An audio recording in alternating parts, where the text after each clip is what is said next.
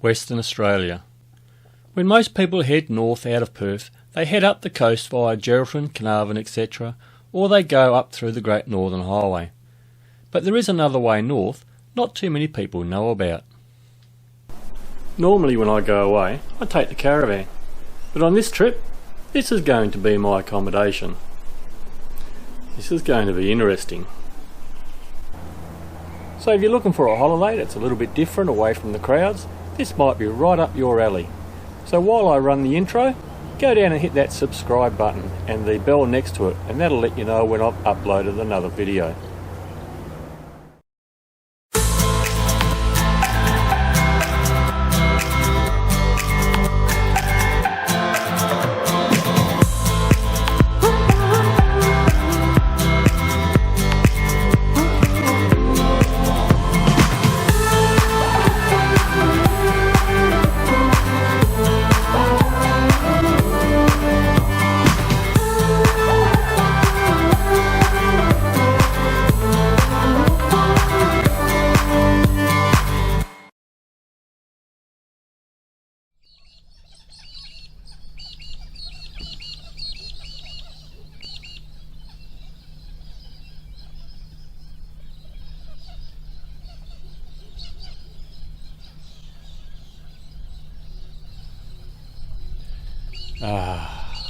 Start of another day, and getting woken up by nature's alarm clock.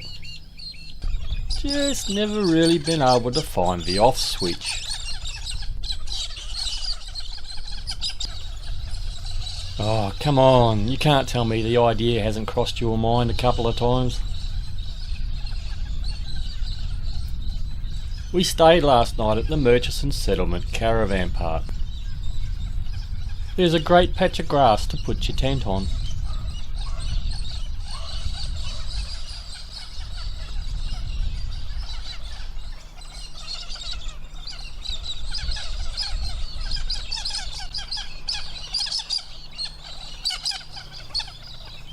And there is also what looks like quite nice little one-bedroom units as well.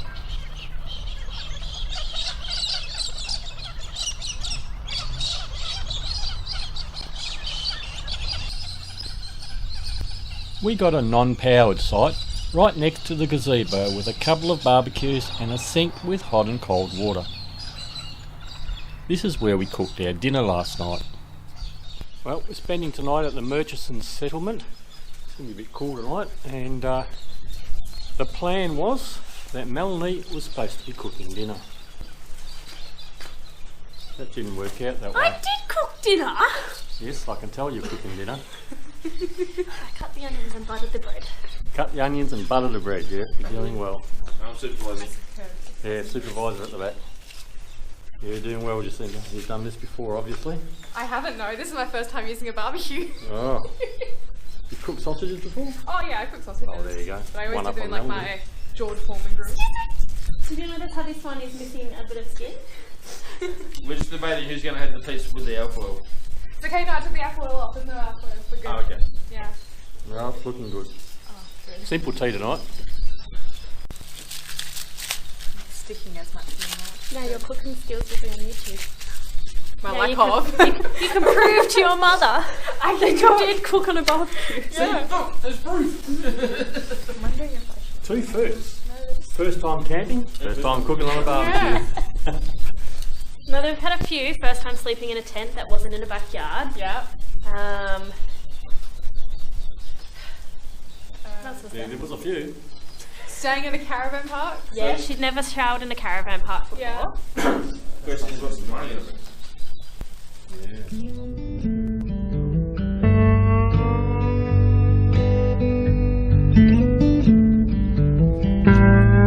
Before we leave, a little bit about the Murchison Settlement. Robert Austin explored through this area in 1854 and recommended the area for pastoralists, and the area was opened up in 1860.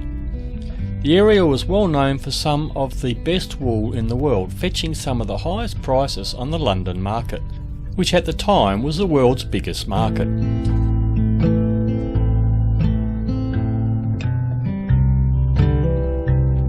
While the Murchison Road Board was formed in 1875, the site of the Shire offices and the Murchison Settlement weren't built here until 1965. Before that, they had their meetings at the station homesteads, and they didn't start till 9 p.m. That's because it took all day for them to ride their horses from the far reaches of the region.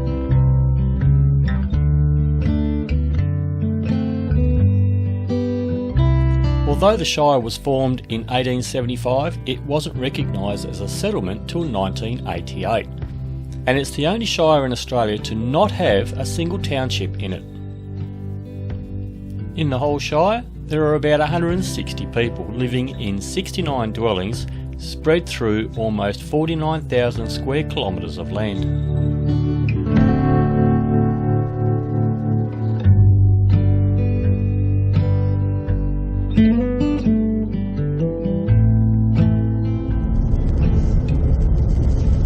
Good morning, folks. This is day 3 of our trip. It's actually 2 days. Day 2 of the actual trip, but 3 days since we've left Perth. This morning we left Murchison Station. We ended up stopping there for the night because we ran out of time. It would have been too late by the time we would have gotten to where we were planning on going. So nice little spot, Murchison Station, and not too badly priced. And we were going to go into a little lookout just outside of Murchison Station, but they have closed that road for some reason. Obviously don't want people to go in there, so unfortunately we're going to skip that one, and we'll continue on now towards Gascoyne Junction. As you travel along, there are a number of interesting stops you can make to get a break from the dust and the corrugations. The historic gate is one of them. There is always some information plaques to tell you something about what you're looking at. Here we have an example of an old fence that was made from local tree branches held together by a bit of wire, and it's been like that for over 100 years.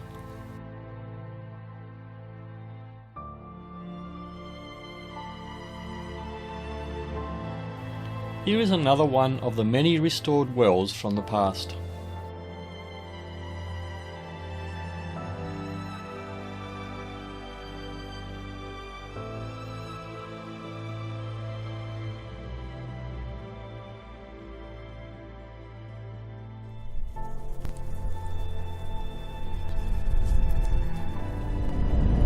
Driving along out here today. It's been pretty good. The gravel road looks like it's been graded not too long ago, so not too much in the way of corrugations. Then when you hit the Bilung Station, it seems to be bitumen all the way through, so you can travel quite quickly. You just got to watch out for the cattle as you're going through.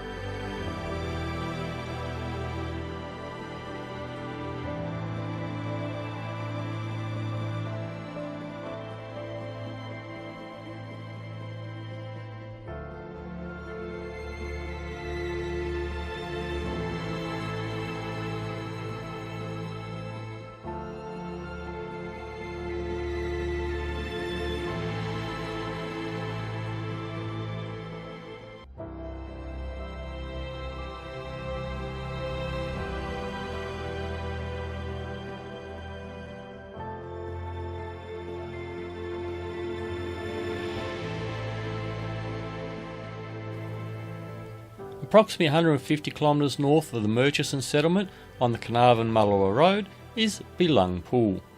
This natural water feature has year-round water and basic picnic facilities are available.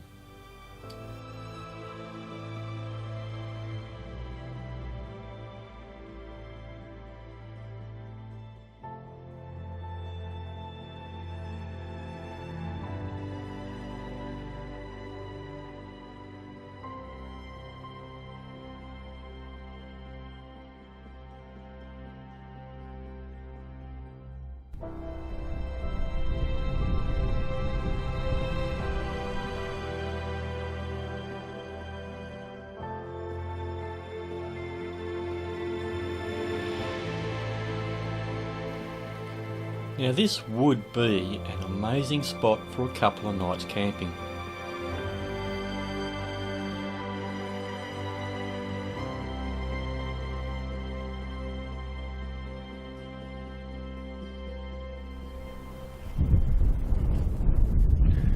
We're now about 80 kilometres to the east of Gascoyne Junction and about 177 kilometres from the ocean. Why am I telling you this? Because if you were here millions of years ago, this would be all under the ocean.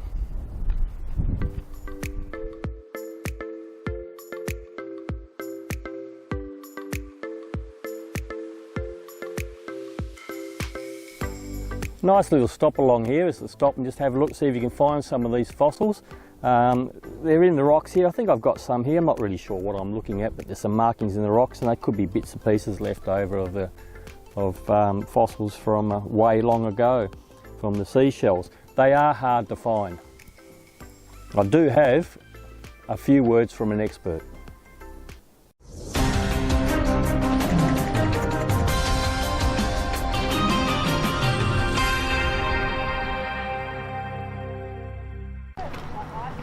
Good evening everybody and welcome to this very special edition of On the Road with John. This evening we're joined by a very special guest, Professor Jumanji. Professor Jumanji is a paleontologist from the Academy of Raw. She joins us live to talk to us about dinosaurs this evening. Over to you, Professor. Why hello there, I'm Professor Jumanji here to answer all your dinosaur questions tonight. Good evening, Professor. Good evening. So yesterday we saw this video of you impersonating a dinosaur. Yes. Can you please explain that to us? Yes, so yesterday we visited the seashell fossil site where 300 million years ago that site would have been underwater, the same time dinosaurs were roaming the earth. So why was the dinosaur in the water? So the dinosaur I was impersonating was a T-Rex, which are well known for needing their daily exercise. Specifically, they need 30 minutes of cardio a day. And on this particular hot day, the T-Rex decided to go for a swim.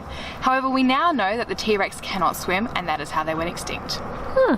Thank you for that, Professor. You're very welcome. And we'll talk to you next time. See you then.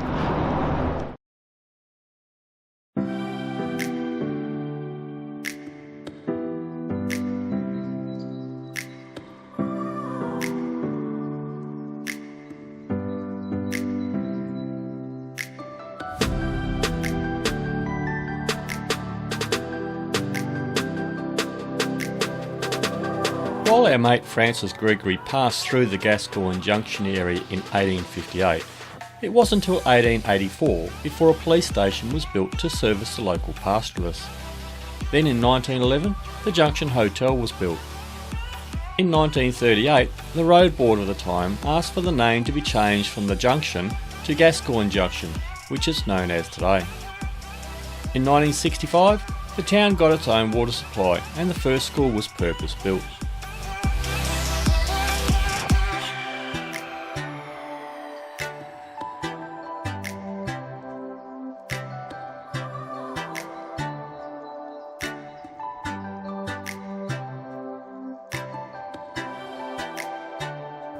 There is a caravan park here in town and by all accounts it's pretty reasonable. But we're not going to stay here tonight. I got somewhere better planned. More of that later. But first, Gascoyne Junction is a welcome stop for some much needed fuel.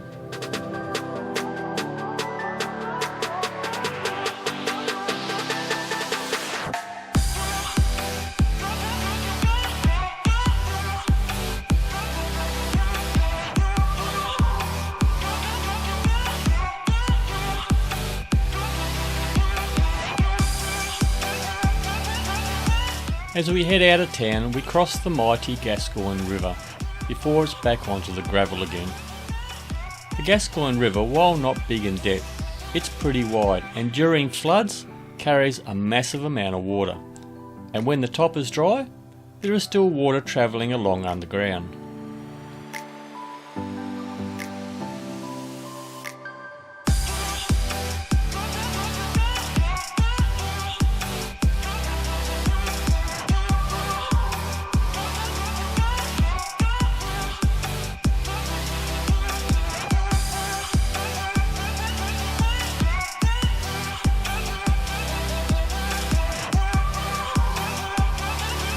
This area here is called the Kennedy Ranges, and it's said to be pretty spectacular.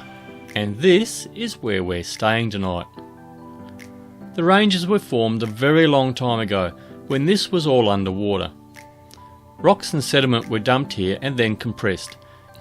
As the seas receded, wind and rain, erosion together with earthquakes pushed and pulled, and the land was formed to what we have today.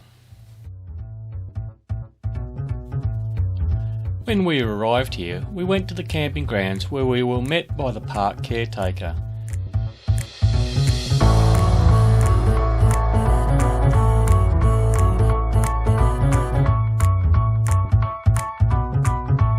He showed us around and suggested that maybe we would like to go to the overflow grounds because we were 3 cars in the group. We thought that was probably a good idea and we'd be the only ones there. We paid our $8 each a night and set off to Honeycomb Gorge. This was by far a better camping area and we could have a campfire here. And why is it a better campsite? Well, for that you're going to have to wait till the next episode. So join us next time when we see an amazing sunrise. Check out a couple of the walks at Kennedy Ranges before heading over to Mount Augustus. So if you like what you saw, then hit the thumbs up and click the subscribe button so you don't miss the next episode. These trips are completely self-funded, so if you'd like to contribute to the production of these videos, there's a link to my Patreon page in the description. As they say, you can buy me a cup of coffee to help me fund the channel. So till next time, happy travels!